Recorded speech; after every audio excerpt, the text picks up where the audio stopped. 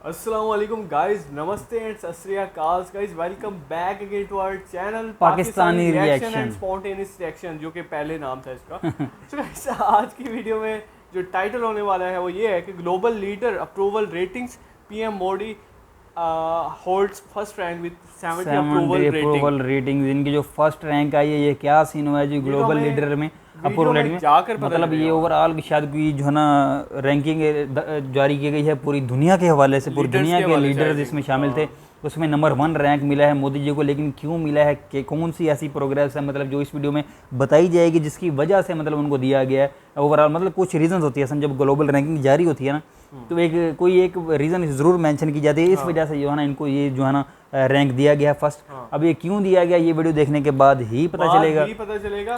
तो वीडियो को लाइक कर दें, सब्सक्राइब कर दें और नोटिफिकेशन बेल आइकन को प्रेस करके ऑल पे कर दें। तो वीडियो को स्टार्ट करो। विदाउट एनी डिले गाइस, हमेशा की तरह काउंटिंग के साथ स्टार्ट करते हैं। 3 3 2 2 1 1 स्टार्ट। स्टार्ट।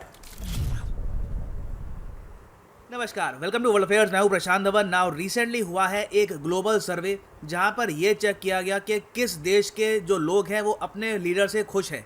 तो यहां पर यह पाया गया कि जो 13 दुनिया के बड़े वर्ल्ड लीडर्स हैं उसमें से सबसे ज़्यादा अप्रूवल रेटिंग है इंडिया के पीएम की। यहाँ पे आप देखोगे PM Modi approval rating is 70%। देखो, पेंडेमिक के टाइम में ऐसी अप्रूवल रेटिंग रखना बहुत बड़ी बात है। अप्रूवल रेटिंग मतलब कि कितने लोग उस देश के शासन सेवी के लिए खुश हैं। तो यहाँ पे आप पूछोगे अच्छा तो 70% खुश हैं तो बाकी 30% नाराज़ हैं, तो इसका आंसर है नहीं।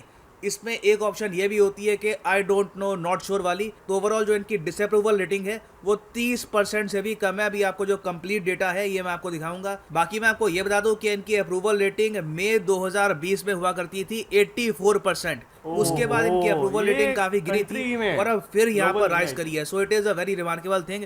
डिस्कस करते हैं इस टॉपिक को। और बाय द वे, इस टॉपिक के थ्रू हमको ये भी पता लगेगा कि दुनिया में बाकी कौन से वर्ल्ड लीडर्स हैं जो इन द फ्यूचर अपनी कुर्सी पे बने रहेंगे, या फिर हो सकता है कि उनको रिमूव भी किया जाए। मगर आगे बढ़ने से पहले आपसे क्वेश्चन पूछूंगा यहाँ पूछो पर। भी। हकाइंडे हिलिचिबा, ये नाम आज के समय काफी हद तक न्यूज में है क्योंकि ये हाल ही में बने हैं president of a very important country. और इनकी जो स्टोरी है ये भी काफी हद तक मैं कहूँगा इंस्पायरिंग है। एक टाइम पर जेल में थे, अब जाकर बन गए president of his own country. आपको यहाँ पर ये बताना है कि ये किस देश के प्रेसिडेंट रिसेंटली बने सोमालिया। हैं। Zimbabwe, Japan, Zambia Zambia. या फिर सोमालिया। कमेंट सेक्शन में see. करो आंसर। सही आंसर मैं आपको लास्ट दूंगा तक बने वीडियो के रहिए, अंत देखते में। कौन ना जीतता है। फर्स्ट ऑफ ऑल यहाँ पर आप पूछोगे कि जो ये ग्लोबल अप्रूवल रेटिंग है ये डिसाइड कौन करता है, कौन यहाँ ग्लोबल पर डेटा कंपाइल करता है और ये जो लिस्ट है निकालता है। तो ये लिस्ट निकालता है मॉर्निंग कंसल्ट। ये यूएस बेस्ड डेटा कंपनी है। डेटा ये लोग कंपाइल करते हैं, सर्वे करते हैं वेरियस चीज़ों को लेकर इन यूएसए। जॉब्स का डेटा हो गया, अप्रूवल रेटिंग हो गई। उसके अलावा कभी कभी ये ग्लोबल इश्यूज पर भी क्वेश्चन पूछते हैं लोगों से। फॉर एग्जांपल, इन्होंने जनवरी 2020 में अमेरिकन से एक सवाल पूछा, हज़ारों अमेरिकन से सवाल पूछा कि ईरान, 24 घंटे हम न्यूज़ में सुनते हैं कि ईरान के जो न्यूक्लियर बॉम्ब है ये बन रहा है, हमें ईरान को रोकना होगा, वॉर हो सकती है। तो सिंपली आपको ये बताना है कि ईरान मैप पे है कहाँ पर। आप जान के हैरान होंगे, सिर्फ 28% अमेरिकन इस मैप को देखकर ईरान को करेक्टली यहाँ पर आइडेंटिफाई कर पाए। बाकी है जब उनको बड़ा मैप दिखाया यहाँ पर इस टाइप का, तो यहाँ पर सिर्फ 23% अमेरिकन आइडेंटिफाई कर पाए ईरान को। और जो इनका ये सर्वे है ये काफी वायरल भी हो गया था। इससे काफी हद तक ये भी हमको पता लगता है कि अमेरिकन जनता वर्ल्ड अफेयर्स के बारे में, ग्लोबल अफेयर्स के बारे में कितनी ज्यादा इग्नोरेंट है। खैर, मॉर्निंग कंसल्ट जो ये कंपनी है ये बनाई गई थी 2014 में। और अब ये क्या करते हैं कि आफ्टर एवरी 4 to 6 मंथ्स ये पब्लिश करते हैं रेटिंग्स का डेटा वर्ल्ड लीडर्स का, जहां पर ये बताते हैं कि इनके हिसाब से किस मेजर कंट्री के जो लीडर हैं उनके लोग खुश हैं उनके शासन से। ना यहाँ पर आप पूछोगे सिर्फ 13 कंट्रीज क्यों, बाकी कंट्रीज क्यों नहीं। देखो, पहली बात तो यहाँ पे क्राइटेरिया ये है कि जिस देश का भी यहाँ पर सर्वे ये लोग लेंगे वो होनी चाहिए डेमोक्रेसी। अब चाइना में आप पूछोगे कि लोग शी जिनपिंग से खुश है या नहीं है, तो डर के मारे वहाँ पे तो आपको 99% मिल जाएगी अप्रूवल रेटिंग, क्योंकि जो भी वहाँ पर बोलेगा कि वो नाखुश है मोस्ट प्रॉब्ली उसको पनिश किया जाएगा। सेम केस नॉर्थ कोरिया में है। तो ये सर्वे पहली बात तो होता है प्रॉपर डेमोक्रेसीज में। उसके अलावा ये लोग फोकस करते हैं मेजर इकोनॉमीज पर। तो इसलिए जो भी देश यहाँ पे कवर किए गए हैं यहाँ पर आप देख पाओगे, ये लिस्ट है। India, Brazil, Mexico, USA, UK, France. यहाँ पर इन्होंने नॉर्वे, स्वीडन और जो बाकी जो देश है उनको कवर इसलिए नहीं किया क्योंकि उनकी इकोनॉमी इतनी ज़्यादा मैटर करती नहीं है to the overall global economy. ना इनके हिसाब से यहाँ पे आप अगर देखोगे ये लोग ये कह रहे हैं कि पीएम मोदी एंजॉय करते हैं 70% अप्रूवल रेटिंग, और डिसअप्रूवल रेटिंग की अगर हम बात करें तो ये सिर्फ 25% है। तो सिर्फ 25% यहाँ पे नाखुश हैं लोग। ये अपने आप में मैं कहूँगा काफ़ी इंप्रेसिव है। हालांकि इस सर्वे के जो आलोचक है वो यहाँ पर ये कह रहे हैं कि सैंपल साइज देखो, सैंपल साइज ये होता है कि कितने लोगों से पूछा कि आप यहाँ पर खुश हैं या फिर नाखुश हैं, तो सैंपल साइज बहुत कम है सर्वे का, 2126। नाउ इससे ज़्यादा तो कमेंट्स ही पढ़ने वाली है इस वीडियो पर। तो ओवरऑल आप कह सकते हैं कि देखिए सैंपल साइज भला ही छोटा हो यहाँ पर, मगर ये जो कंपनी है ये क्लेम करती है कि ये पूरे देश में विभिन्न स्टेट से विभिन्न जो लोग हैं उनसे सवाल पूछते हैं, बहुत ही डिटेल्ड क्वेश्चंस पूछते हैं और उसके बाद ये लोग कंपाइल करते हैं डेटा। और सिंस ये एक अमेरिकन कंपनी है, बेस इनका यूएसए में है, तो सबसे बड़ा सैंपल साइज भी इनका यूएस प्रेसिडेंट के सर्वे पे ही होता है। तो यहाँ पे आप देखोगे जो बाइडन की जो अप्रूवल रेटिंग है ये अब गिर के हो चुकी है 48%, जो डिसअप्रूवल रेटिंग है ये हो चुकी है 44%, मगर जो बाइडन को इससे कुछ फर्क नहीं पड़ता। यहाँ पे आपको समझना होगा। अब मैं आपको दो लीडर के दिखाता हूँ एग्जांपल, एक तो जो बाइडन है, दूसरे जापान के योशिहिदे सुगा।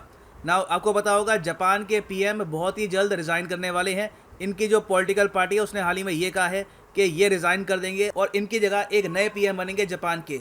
तो जापान में ऐसा इसलिए हो पा रहा है क्योंकि जापान में है एक पार्लियामेंट्री फॉर्म ऑफ डेमोक्रेसी, मतलब कि यहाँ पर पहले आते हैं मेंबर ऑफ पार्लियामेंट फिर चूज करते हैं कि उनमें से कौन बनेगा पीएम। भारत की तरह यहाँ पे होता है। तो जापान में आज के समय जो रूलिंग पार्टी है liberal democratic party, Shinzo Abe की पार्टी, पावर में तो वही पार्टी रहेगी, मगर बस एक नया पीएम यहाँ पर सामने आ जाएगा। मगर क्या यूएसए में ऐसा हो सकता है? यूएसए में जो बाइडन की जो अगर मान लो डिसअप्रूवल रेटिंग है ये बिल्कुल मान लो 80% पहुंच गई, तो क्या जो बाइडन को जो डेमोक्रेट पार्टी है यूएसए की रिप्लेस कर सकती है? तो इसका आंसर है नहीं। जो बाइडन पे जो इनकी पॉलिटिकल पार्टी है ये प्रेशर नहीं डाल सकती, क्योंकि जब तक ये चाहेंगे ये रहेंगे प्रेसिडेंट, अनलेस इनको रिपब्लिकन और डेमोक्रेट दोनों मिलकर इम्पीच ना कर दे, वो अलग ही केस होता है। तो जो बाइडन इस सर्वे को लेकर इतने ज़्यादा चिंतित यहाँ पर होंगे नहीं। मगर वैसे मैं आपको ये बता दूं कि जो बाइडन की पुअर परफॉर्मेंस का यहाँ पे रीज़न है अफगानिस्तान। जिस टाइप की इमेजेस आई है अफगानिस्तान से, लोग प्लेन पे लटक के मर रहे हैं, तालिबान के पास यूएस वेपन्स पहुंच चुके हैं,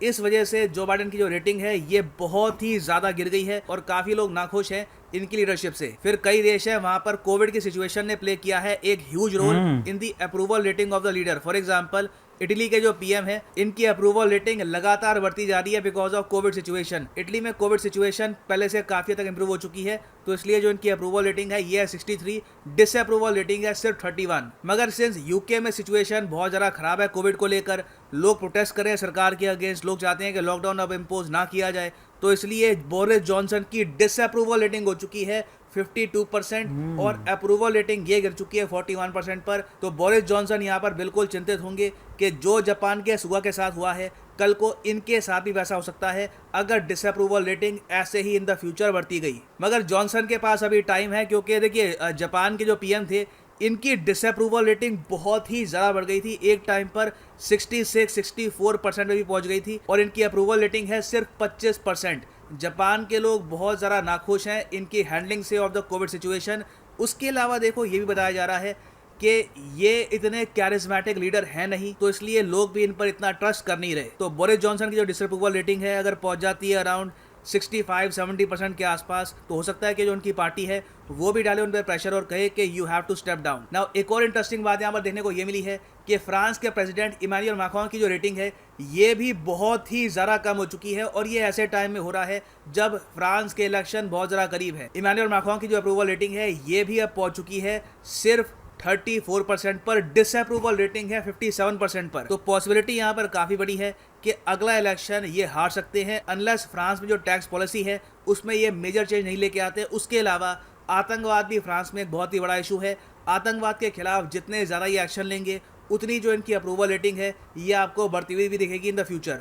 ना वापस आते हैं अपने क्वेश्चन पे कि हकाइंडे हाल ही में प्रेसिडेंट बने हैं किस कंट्री के? तो सही उत्तर है यहाँ पर ऑप्शन सी, जाम्बिया के। यहाँ पे आप देखोगे हकाइंडे फ्रॉम प्रिजन। मैं विन कर गया हूँ सर। यहाँ पे जो है ना वीडियो को बस एंड करते हैं। मैंने बस ये क्वेश्चन का मैं वेट कर रहा था भाई इसका आंसर में दे दे और मैं वीडियो को एंड करूँ, क्योंकि पीएम मोदी की जो असल डिटेल थी उन्होंने स्टार्ट में ही बता दी थी। बाकी तो ये एक्स्ट्रा बता रहे थे दूसरे कंट्रीज की जिनको हमें जरूरत नहीं है देखने की। हम मोदी साहब से इंटरेस्टेड थे कि उनकी मतलब रैंक जो आई है फर्स्ट नंबर पे वो किस बेस पे आई है। तो ये हमें अभी पता लगा कि ये इंटरनेशनल जो है ना एक किस्म की जो है ना कम्युनिटी है पूरी यूएस बेस है, लेकिन ये सर्वे इंडियन लोगों से ही किया गया है। ठीक है, बेशक उसकी जो क्वांटिटी है वो काफ़ी लोगों की कम है, इसमें But बताया उन्होंने गया क्या है, काफी मतलब सारे Authentic states होता है में हमारा। ना काफी बंदे हैं हाँ, authentic डिवीजन होता करके उनको कहते हैं प्रॉपर तरीके से हर क्वेश्चन का डिटेल्ड आंसर लिया जाता है, फिर हम इसको पब्लिश करते हैं और हमारा इसको अब बेशक इसको इंक्रीज भी कर लें क्वांटिटी को तो 19-20 का फ़र्क आएगा हमारी जो ये इस हिसाब से इन्होंने बताया कि हम इस तरह जो है ना ये करते हैं एनालिसिस। तो सर बहुत अच्छी बात है, मैं कहता हूँ कि उनकी जो है ना हमें पॉलिसीज भी काफ़ी इंडियन लोगों के हवाले से इंडियन लोग तो से काफ़ी खुश हैं। पाकिस्तानी लोग हमें नजर आते हैं एहतजाज कर रहे होते हैं, ये हो गया मोदी जी ने ये कर दिया वो कर दिया, लेकिन इंडियन लोग जो है ना उनके लिए मैं कहता हूँ मोदी जी काफ़ी काम कर रहे हैं इंडियन लोगों।